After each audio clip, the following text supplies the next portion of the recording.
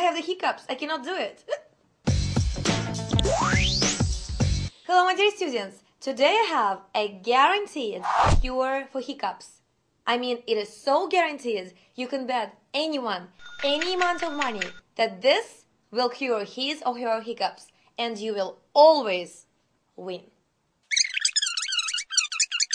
Wanted to know the origin of the word hiccup? So let me do the origin first, and then I will show you how to cure your hiccups. Hiccup comes to us from the French, which means a little hic.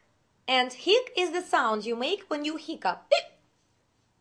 In English, the word went from hicket, hiccup, hiccup, hiccup, hiccup. And then later, some people thought it was hiccough, as they thought it included a cough.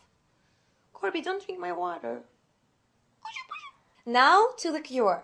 Next time anyone you know gets the hiccups, do this.